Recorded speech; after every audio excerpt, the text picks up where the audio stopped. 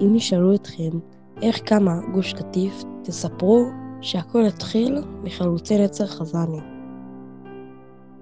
הכל התחיל בקבוצה קטנה של משפחות ורווקים צעירים, שעמדו על דיונות חול שוממות והחליטו להגשים חלום, להקים יישוב חדש.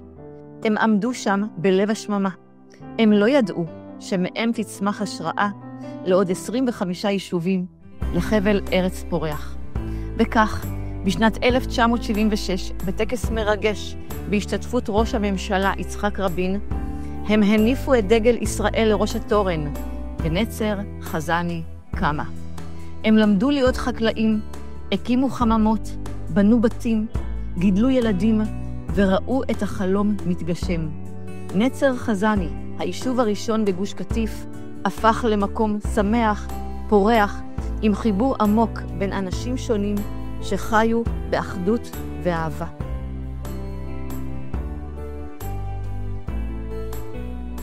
בעקבותיהם קמו עוד ועוד יישובים. החקלאות פרחה והפכה לשם דבר, ואל מול חוף הים הכחול גדלו ילדי הגוש, רוכבים על סוסים, גולשים, קופצים יחפים על החול הלוהט. גוש קטיף הפך למקום קסום.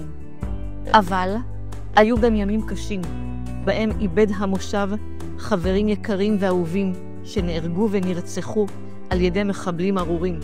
הקושי והשבר הגדול חיברו אותנו לשורשים ולאדמה.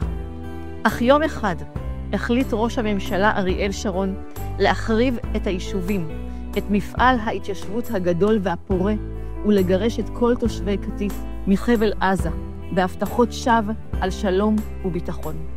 אנשי נצר חזני לא ויתרו, הם יצאו למאבק עיקש, נאבקו בכל דרך כדי להציל את הבית ואת ארץ ישראל. בני הנוער תלו שלט ענק על שער היישוב. בנצר מאמינים בקדוש ברוך הוא באמונה שלמה. מיד לאחר תשעה באב פרץ שופל צבאי את שער היישוב. אחריו נכנסו מאות חיילים שהתפזרו ברחובות, עברו בית בית והוציאו את אנשי המושב בכאב גדול. בערב ברחבת בית הכנסת הדגל הורד בדמעות, אך במעמד הזה נשבענו, עוד נחזור ונניף אותו כאן. השמש שקעה על נצר חזני. שיירת אוטובוסים ארוכה יצאה בשקט משערי כיסופים. הקהילה עייפה, אבל מלאה באמונה. נסעה לכותל, אל בית השם החרב, להתפלל ולזעוק. את הרוח, החזון והאמונה אי אפשר היה לשבור. אנשי נצר הרימו ראש, הלכו יחד כתף על כתף, הקימו יישוב חדש וקראו לו שוב נצר חזני. וכך, במועצה האזורית נחל סורק, קם לו יישוב קטן ונאה. כל מי שמבקר בו נפעם. איך אותם חלוצים שחוו שבר וחורבן הצליחו לבנות מחדש ולהגשים עוד חלום.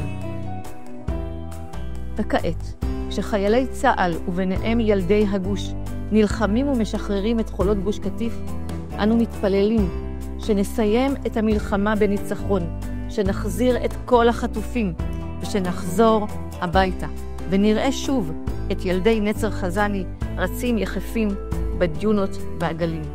כי החלוצים של נצר הגשימו את כל החלומות, ובעזרת השם, בקרוב מאוד, יזכו גם להגשים את חלום ההתיישבות בגוש קטיף. יום יבוא, והם ייכנסו בשערי כיסופים, ואחריהם כל אנשי גוש קטיף ועם ישראל. כי מי יכול על החלוצים של נצר? יום יבוא ואני אהיה שם, לרוץ יחף על החול החם, כמו שסיפרו לי שהיה פעם בגוש שלנו.